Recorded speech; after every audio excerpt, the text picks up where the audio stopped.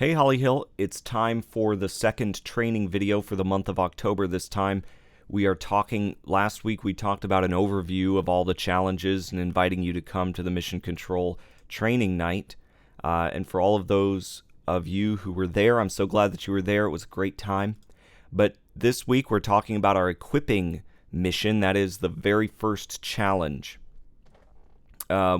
which is to invite a church member or family to do something with you outside of the worship assembly. Now, you might say, why is this equipping? Well, it's because equipping is really about experiencing how to live the Christian life by sharing it with other disciples. It's not so much an imparting of knowledge as it is, just spending time with people and learning how to live the Christian life from each other. So that's why our challenge for the equipping challenge as part of our mission is to invite a church member or family to do something with you outside of the worship assembly. Now, the passage we're using for this is Acts 2:46, which says, "And day by day, attending the temple together and breaking bread in their homes, they received their food with glad and generous hearts." So this is something they did, at least in the early church, particularly there in Jerusalem. They were meeting day by day. They were attending the temple together. They were breaking bread together in their homes, doing this daily. So they were spending time together every day. And the rationale here for this challenge is getting someone to be more involved in the church may be as simple as spending time with them.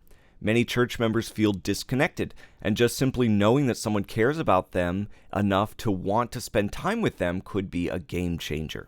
So you might find that there's going to be people who are not involved in the work of the church, but you say, hey, would you like to come over to my house? Or hey, would you like to, go out for a meal or something like that? And then all of a sudden they are at church on Sunday when they haven't been, or they sign up for a ministry when they haven't been. You shouldn't be surprised at all if that happens. The kid challenge this month for the kids is ask your parents when you can go and do something fun with one of your friends from church. So we want to involve the kids in this, but of course all of this is through the help of their parents. So parents, work with your kids on this and get them thinking about being involved in the church too, and let them record their efforts by, when they complete a challenge, dropping a pom-pom ball in the equipping jar at the Mission Control Center too. So let's talk about this challenge. 3 questions. The first one is, why do we prefer to spend most of our time doing our own thing rather than spending quality time with each other like the early Christians did? Let's be honest with each other. So this past Sunday night, we asked these questions, in our small groups during the mission training, and we talked about these. And my group, I was at group 3. Some of the discussions revolved around distractions. There's so many distractions, which is why we'd rather do our own thing rather than spending time with each other, because there's so many things to distract us in all these directions. We also have worldly demands, our jobs and taking care of our families and our house and things like that, things that we feel that are really high priorities, so we allow those to distract us. Also, the idea of perfectionism or worry of being judged came up. Like, if I spend time with somebody or if I invite someone over to my house, they're going to judge me. They're going to judge who I am. They're going to judge the state of my house, the state of my clothes, the state of my car, things like that we might think when we're going somewhere to spend time with people, or they're coming to spend time with us. We're worried about being judged. So that's another reason why we kind of might shy away from this. Incorrect priorities. So we fail to prioritize spending time with our Christian family as being the most important thing. And we sweep that aside for things that are actually far less important. Also, another distraction, I guess, is location or distance. How we kind of live far away from each other. But really, that's not an excuse anymore with the way we have such quick access to, to travel because we have vehicles now that can get us places pretty quickly. So I think a big reason of why we don't do this, why we don't spend time together, and why we kind of stick to ourselves and our own families is because we don't really know each other. We don't know each other, nor do we really love each other. And this is something we need to rectify. We need to know each other, and we need to love each other. See, the more time we spend together, the more vulnerable we get with each other, the more that we're going to love each other. And the more that we love each other, the more we're going to want to spend time with each other and value that time with each other. We need to get to know each other, and we need to become more vulnerable with each other. So that's something to think about. If you're not spending a lot of time with church members outside of the worship assembly, you have to ask the question, why am I not doing that? And it's probably for one of those reasons. So answer that question in your own heart, in your own mind. Why are you not doing it? And what do you need to do to get more consistent? Okay, second question. Now this only applies to the small group that we had on Sunday night, but share with the group something you're passionate about that you could do together with a church member or family. And obviously you can't share that with me right now because, I'm talking to you through a screen, but you can think right now. Just think about the things that you're really passionate about, the things that would make it easier for you to spend time with people. So we can more easily get excited to share things with people that we're passionate about. So, for example, if you're really passionate about sports and you invite another church member to go watch a sporting event with you, that's going to be easier for you to do because you're passionate about sports. And usually the things that we're really passionate about are things that we don't mind, asking other people to do with us. Sometimes if we say, let's get together for a Bible study, that kind of feels a little bit more intense than what we really wanted to do, and maybe we're not passionate about that. But, we can be passionate about some things like sports. We can be passionate about, for me, chess is one. Board games would be one. I'd love to sit down with somebody and play a game. Somebody at our group mentioned shooting, going down to the range and shooting together. Nature would be another one, going and spending time in nature.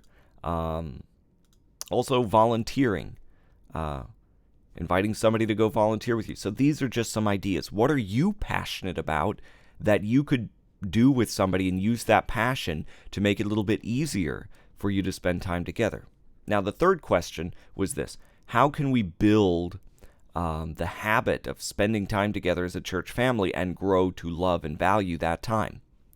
So how can we build this habit, and how can we grow to love and value that time?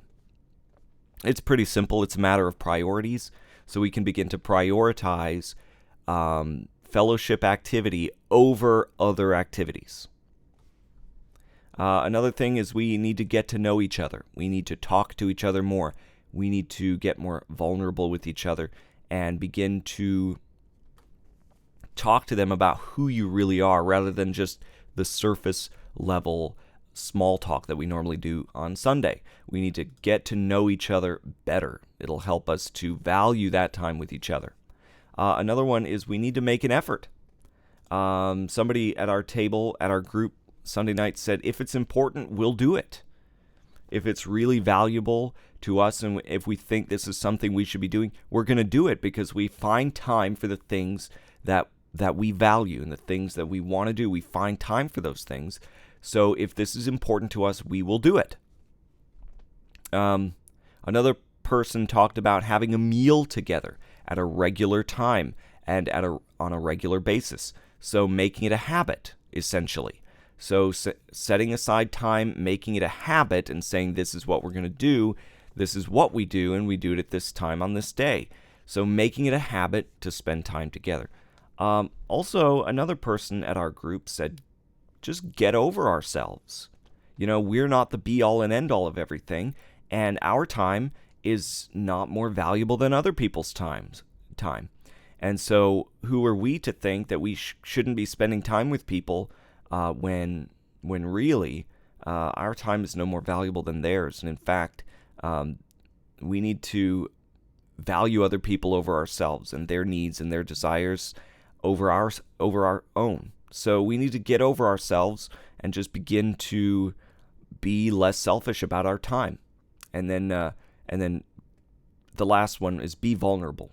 Really get to know each other. We kind of talked about that a lot already. So anyway, those were the 3 questions. I hope that kind of led you in the right direction to start thinking about spending more time with church members outside of the worship assembly. But now what are the next steps? There are 6 of them here. First one is, of course, ask God to lead you through this process. Ask God to give you wisdom, to know, who to reach out to for the best results, to know what it is that you ask them to do with you, to know the right time and the right place, to give you wisdom, and to give you a compassionate heart and a selfless heart where you want to do that, and it's not going to be too difficult for you. So ask God to help you fulfill His will. The second step is determine whom you want to invite to spend time with. So the congregation is large. There's a lot of people that you could pick, but pick somebody that you feel you could build a relationship with. So really quickly think about that. Determine who it is that you want to invite, or which family you want to invite to spend time with you. Then step number 3 is determine what you would invite them to do. So will you invite them to go hiking? Will you invite them to go out to dinner at a restaurant? Will you invite them over to your house to watch a movie? What will you invite them to do? So determine that, and it should be something based off of your passions. Preferably, it'll help you to be more engaged and make it easier for you, or maybe something off of their passions even. Something that you guys are passionate about. So determine what it is that you're going to invite them to do. And then step number 4, contact them and set up a time. Just say, hey, so-and-so, I was thinking this would be really fun if we could do this. Will you do this? And if so, when can we meet up? So contact them, set up a time. And then step number 5 is remind each other as the time approaches and pray about it. So as we go to God in prayer, of course, we're turning things over to Him, and we're not going to be so pressured because it's not about us anymore. It's God working through us. So remind each other as the time approaches, pray about it, prepare for it, get ready. And then 6, spend time together, get to know each other, and have a good time. It's as simple as that. Get to know each other and have a good time together. Build those bonds as a church family. Well, that's it for today's training video. Hopefully, we can be more engaged in the mission of the church, complete this challenge, and drop a pom-pom ball into the equip jar at the Mission Control Center to indicate that you have completed that challenge. Please be at the next training night, which is the first Sunday night of the month of November. We got a while till that, but please make plans to be there. Remember, as you complete the challenge, drop in the pom-pom balls at the Mission Control Center. Watch every Sunday's training video as well. And if you're part of the mission launch team, and I hope that you've signed up for that, don't forget to invite someone else to be involved in completing the challenges as well. So that's it for the Mission Control video today. Thanks for watching. Let's live the mission and be the church. I'll see you next week, family.